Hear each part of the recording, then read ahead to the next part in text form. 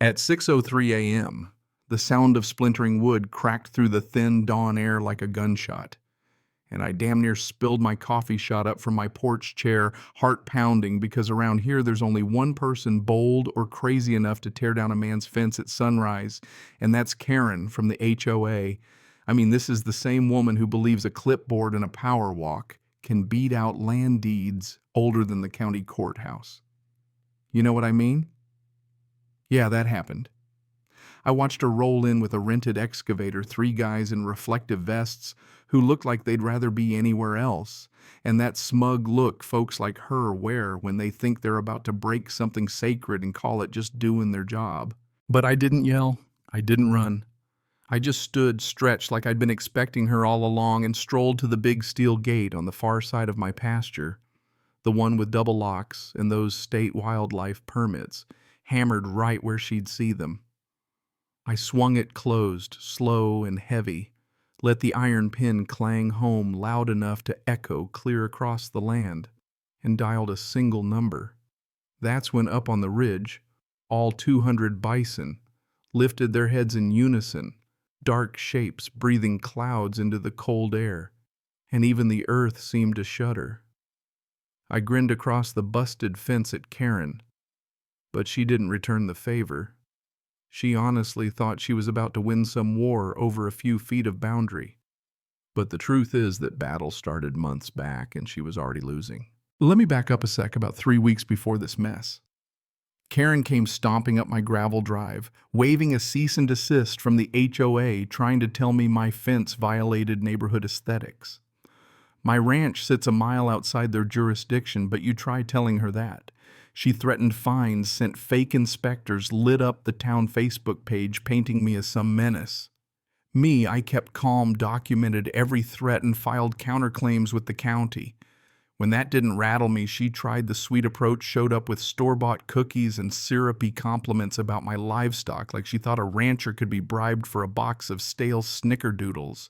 She left empty-handed every time.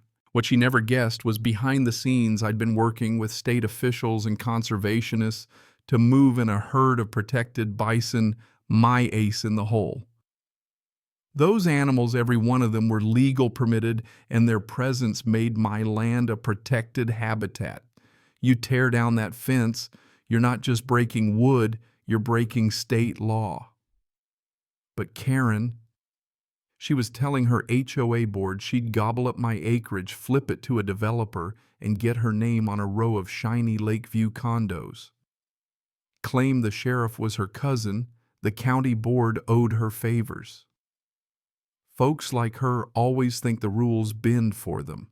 So when she rolled up and started tearing my fence down, I felt a strange kind of calm, like watching a storm roll in you've been waiting for.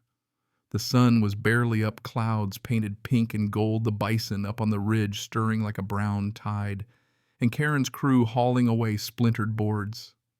She started hollering about Section 14B of the HOA charter, as if that meant a thing out here, but I just pointed to the permits and told her she'd just destroyed protected wildlife fencing. She laughed, called my bluff until I spun my phone and showed her the live camera feed.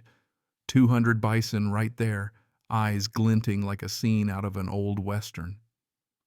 Her smirk twitched, but she doubled down, shouting at her men. She didn't see the trap I'd closed, the only gate between the grazing land and the HOA office, which sits half a mile down the slope. By locking it, I'd funneled the herd right between her pride and her paperwork. The bison started moving, and even her excavator guy decided he wasn't getting paid enough to face a wall of horns. Karen spun on me, demanded I call animal control. I told her animal control had already signed off and they were due for a field check at 10. She glanced at her watch, nerves showing for the first time as the ground began to rumble. You tore down a wildlife barrier, I said. State law treats that like poaching. Oh, and you're on camera. Her crew started backing their truck out, muttering apologies. Karen, still clutching her clipboard, watched the bison get closer.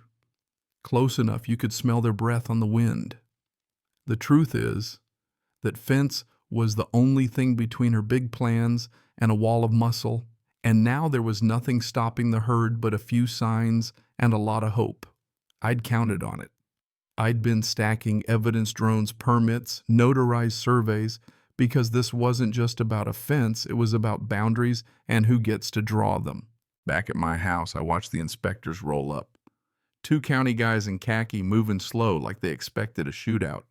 I handed over my paperwork, pointed out the laminated notices, showed them the tire gouges from Karen's excavator. Meanwhile, down at the HOA office, Karen was spinning her own narrative, probably telling her board I'd weaponized wildlife.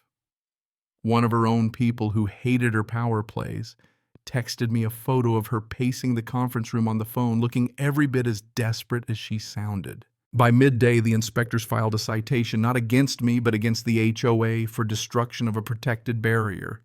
The security footage clinched at Karen and her crew on my land, while the herd stood quietly behind the line. They drove off to her office with their lights flashing, which is saying something for county employees. I spent the rest of the morning reinforcing my fence with steel, every hammer blow echoing like a warning. Around noon, my insider texted again. Karen was melting down, throwing papers, demanding an emergency injunction, even calling the local news to make me look like the bad guy. But my permits were already online for the world to see. Let them come. After lunch, I headed to town to see the sheriff, a man who knew my dad, no time for HOA drama. I laid out the facts, photos, timestamps, legal lines. He said he couldn't step in yet, but he'd keep a deputy nearby, and the county attorney was eyeing charges for trespass and vandalism.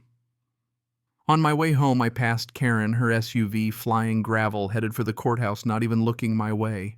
That night, a storm rolled over the plains. The herd bunched at the far edge of my land, uneasy.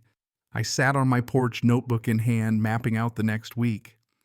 Every day, another chess move, conservation officers visit tomorrow, my lawyer filing claims, the HOA facing fines bigger than their budget. I kept thinking Karen built her life on being untouchable queen of bylaws and fines. But out here she had no real power, just noise. She thought it was about a fence. For me, it was about control.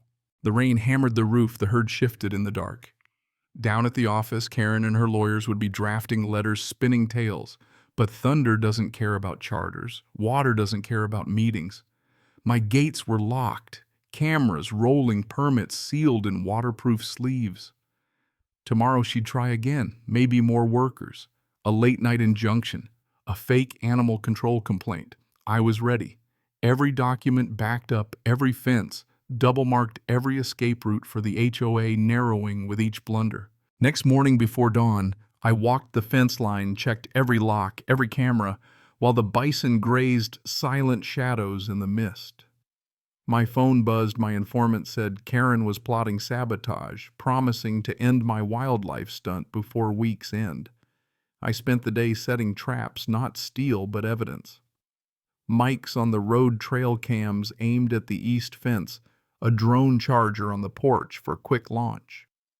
By afternoon, the wildlife officer arrived with a cameraman. They filmed the fence, the permits, the gap Karen made.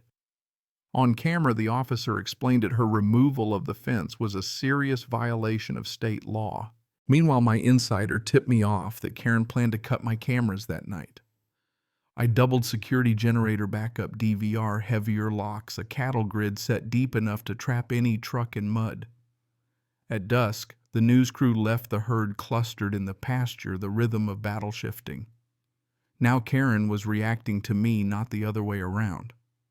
The public record showed her crime, the state had the paperwork, and tomorrow's paper would print her name next to illegal barrier removal. Night fell, clouds rolled and moonlight glowed pale. I waited on the porch, drone, ready cameras blinking. Sure enough, just before midnight, 2 trucks crawled along my east fence, engines off, men with bolt cutters trying to snip through. I sent up the drone, watched them on my screen, and as the sheriff's deputy tuned into the live feed, the herd snorted in the dark. The men froze and then bolted, engines howling down the road, leaving nothing but mud in their own panic. Karen would wake thinking she'd won. She'd find her crew caught on camera plates, sent to the sheriff, herd still safely on my land. By the fourth morning, I reinforced the decoy fence, built a trench of loose gravel behind it, and set another drone on the barn roof. At 900, my lawyer called county, denied Karen's emergency order judge, told the HOA they were digging their own grave. By evening, my informant warned Karen was going for broke tonight. 2 trucks circled men trying to spook the bison with noisemakers and feed. But the real fence held floodlights, flashed, cameras rolled, and the men fled again, tripping over their own gear. Every attempt just built the case against her. The next day, news vans lined up, inspectors and deputies circling the office, Karen still trying to spin her story. My lawyer showed up with a stack of charges: destruction of protected barrier, attempted harassment of wildlife, trespass. State Wildlife Agency sent a commendation, county prepared formal charges. By noon, my informant handed me an envelope, Karen and 4 board members resigning. The HOA dissolved restitution, paid disputed land, transferred to the county conservation program. That evening, I walked the fence line one last time, the herd peaceful on the far side, the air lighter than it had felt in weeks. I gathered the last of the evidence, handed it to the sheriff. As the sun set, the conservation officer shook my hand, said the story was going national as a parable of land and patience. I nodded, watching the bison move like a continent across the ridge. That night, fire crackling in the barrel. I thought about Karen, how she started this fight, certain she'd win with noise and intimidation, how in the end she'd been beaten by patience, paperwork, and the oldest force on the land. 200 bison and a stubborn rancher did what meetings and letters never could. We forced a reckoning. The whole county watched. And maybe, just maybe, the land itself had something to say about who truly belongs. So what do you think? Is real justice always about laws and courts, or is it something deeper, written in the dirt and wild things that outlast us all? Drop a comment. Share your own HOA nightmares. Tell me what side you're on, and if you'd have done the same in my boots. Because out here, sometimes the land remembers who respects it and who tries to rule by force.